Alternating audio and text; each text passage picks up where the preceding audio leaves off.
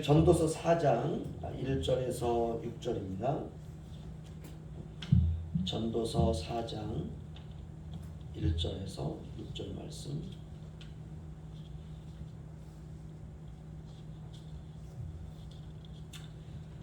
저 한 절씩 교도하도록 하겠습니다. 1절에서 4절, 6절. 내가 다시 해 아래에서 행하는 모든 학대를 살펴보았도다. 보라, 학대받는 자들의 눈물이로다. 그들에게 위로자가 없도다. 그들을 학대하는 자들의 손에는 권세가 있으나 그들에게는 위로자가 없도다. 그러므로 나는 아직 살아있는 산자들보다 죽은 지 오래 죽은 자들을 더 복되다 하였으나 이 둘보다도 아직 출생하지 아니하여 해 아래에서 행하는 악한 일을 보지 못한 자가 더 복되다 하였노라. 내가 또 본적 사람이 모든 수고의 모든 죄들을 말미암아 이웃에게 시비를 받으니 이것도 헛되어 바람을 잡는 것이로다. 우매자는 팔짱을 끼고 있으면서 자기의 몸만 축내는도다. 두 손에 가득하고 수고하며 바람을 잡는 것보다 한 손에만 가득하고 평안이 더 나으니라. 아멘. 오늘 견디라라는 제목으로 짧게 은혜 받기를 원합니다. 이 세상을 살아가는 사람들이 갖고 있는 그 생각 중, 바램, 소망 중에 하나가 공평하기를 원합니다. 세상이 공평했으면 좋겠다. 그런데 그렇지가 않기 때문에 억울함도 있고 아픔도 있습니다. 1절을 보시면 내가 다시 해 아래에서 행하는 모든 학대를 보았도다. 그러니까 솔로몬은 해 아래에서 행해지는 모든 일들을 보니까 학대가 시행되고 있다라는 것을 알게 되었습니다. 우리가 학대한다는 것은요, 학대를 당하는 사람이 있고 학대를 하는 사람이 있을 때 이 학대라는 말이 성립이 됩니다. 그 왜 학대할까? 왜 못 살게 굴까? 그 이유는 학대하는 자의 손에 권세가 있기 때문에 그렇습니다. 어떤 힘이 있는 거예요. 거부할 수 없는 어떤 그 권위, 이런 것들이 그 사람에게 있는 겁니다. 힘이 있고 권세가 있고 지위가 있는 거죠. 예를 들면 직장에서 어렵게 취업을 해서 그 직장에 들어갔더니 그 직장에 있는 과장이 자꾸 못 살게 구는 거예요. 특별한 일도 없는데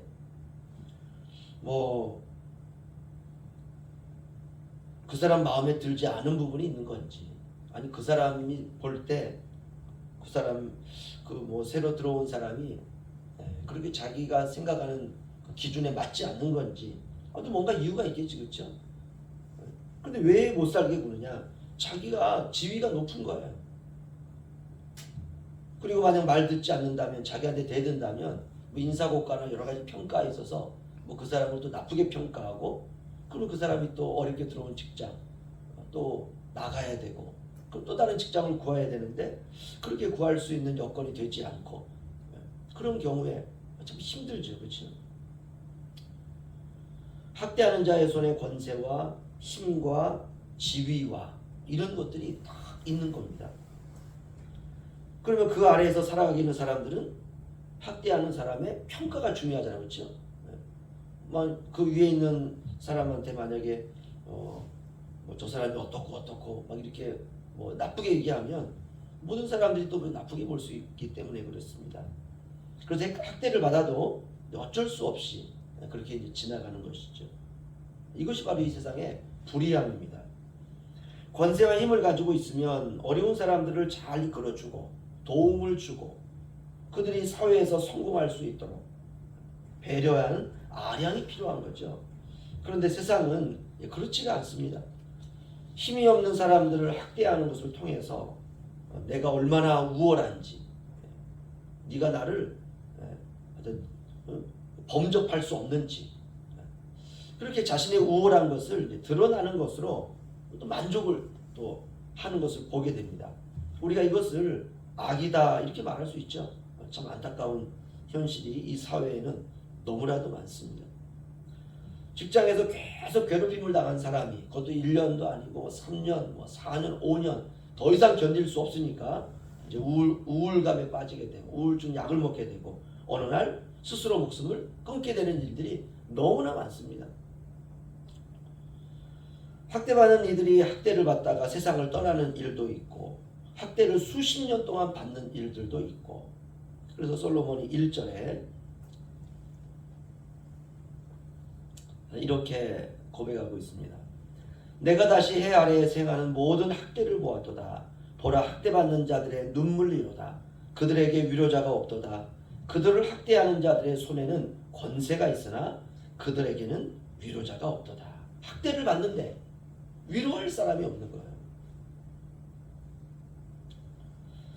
이럴 때 우리가 이제 고민하게 됩니다. 세상에 정의가 어디 있는지, 정의와 공의가 이 세상에 과연 있기는 한 것인지, 특별히 예수 믿는 사람들이 힘이 약한 사람들을 학대하는 일들도 있어요. 그럴 경우에 우리가 그런 고민하지 않습니까? 하나님은 과연 살아계시는지 그런 의문이 전도서 같습니다. 내가 다시 해 아래에 생하는 모든 학대를 보았도다. 보라 학대받는 자들의 눈물이로다. 그들에게는 위로자가 없도다. 자, 이런 경우 어떻게 해야 됩니까? 정말 믿음이 신실한 자들이 세상에서 권세와 힘과 지위와 능력과 이런 것들을 다 가지고 있어요. 그럴 경우에 불의한 세상을 개선해 나가는 게 필요하죠. 그렇죠?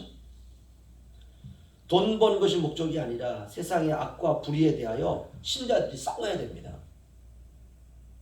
정말 약한 자들을 위해서, 정말 학대받는 자들을 위해서. 하지만 어떤 의지해야 될 힘도 없이 만약 그리스도인들이 학대를 받는다면, 억울한 일을 당한다면, 정말 못 살겠는 그런 일들을 당할 수밖에 없다면, 그럴 때는 어떻게 해야 되는가? 견디는 것밖에 방법이 없습니다. 하나님의 심판과 하나님의 손길이 임하기를 기도하면서 견디는 거죠. 물론 요즘에는 여러 기관들이 많습니다. 노인을 학대할 경우에 신고할 수 있는 기관들, 청소년들이 학대받았을 경우에 신고할 수 있는 기관들, 뭐 그런 기관 잘 몰라도 그냥 경찰서 찾아가면 돼요. 그러면 경찰서에서 얘기 들어보고 연계해 줍니다. 그리고 만약 이 학대가 너무너무 심각하다면 경찰들이 그 사건을 입건해 가지고 조사할 수도 있고요. 아니면 그것도 안 되면 전화로, 그렇죠? 전화. 그러나 그렇지 못한 아주 특별한 환경들이 있습니다. 이건 경찰서에 갈 수 있는 일도 아니고, 그렇다고 어떤 기관을 찾아갈 수 있는 일도 아니고, 사람 사이에서 아주 교묘하게 이런 억울한 일들을 당할 때가 있습니다. 그것도 일종의 학대죠. 그런 경우에 어떻게 되느냐? 견뎌야 돼요. 4절 보시면은요, 내가 또 본즉 사람이 모든 수고와 모든 재주로 말미암아 이웃에게 시기를 받으니 이것도 헛되어 바람을 잡는 것이로다. 아멘. 이런 거죠, 그렇죠? 시기와, 우리가 이거 가지고 경찰서 가가지고 저 사람이 나를 시기합니다. 내가 아주 못 살겠습니다. 그럼 경찰관이 그거 가지고 뭐 불러가지고 조사하겠습니까? 그렇지 않잖아요. 저 사람이 나를 미워합니다. 나 너무너무 힘듭니다. 내가 병원에 가서 우울증 진단을 받을 정도로 내가 힘듭니다. 그럼 경찰관이 뭐 얼마나 미워하는데요. 글쎄 뭐 동네방네 다니면서 뭐 내 얘기하고 다니고, 그럼 경찰관이 그냥 집에 가세요 이래요. 시기와 질투와 미움과 이거 3종 세트거든요. 아니 도대체 나를 왜 이렇게 미워하는지, 나를 왜 이렇게 질투하는지. 세상에는 이런 것도 있죠. 내가 좀 잘 되면 그거 막 시기하거든요.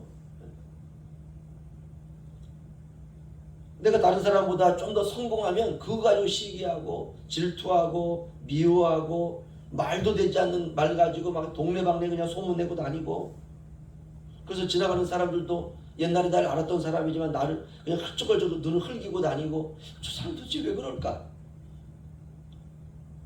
이런 거는 뭐 어떤 기관을 찾아갈 수도 없습니다. 이게 너무 심하면 이제 의사한테 가면 의사가 그러죠. 하면 상담 한번 받아보시죠. 그럼 또 상담 받아. 뭐 그것도 돈 많이 들어가지 않습니까? 이런 억울함을 당할 때가 있어요. 누구에게나 있습니다. 어떻게 해야 되느냐. 참고 인내하고 견디는 거죠. 그래서 잘 견디면 신앙의 아름다운 자태로 빛이 나게 됩니다. 하나님이 심판하시는 분이세요. 반드시 심판하세요. 그래서 우리가 이 새벽에 들을 수 있는 말은 좋은 사람이 되세요. 덕이 있는 사람, 선한 영향력을 끼치는 사람. 이것도 일종의 연단이죠. 그래서 연단 잘 받으면 우리가 하나님께서 우리에게 덧입혀 주시는 아름다운 신앙의 인격으로 우리가 잘 성장하게 되리라 믿습니다. 오늘 하루 그런 행복한 하루가 되시기를 주의 이름으로 축원합니다. 기도하겠습니다.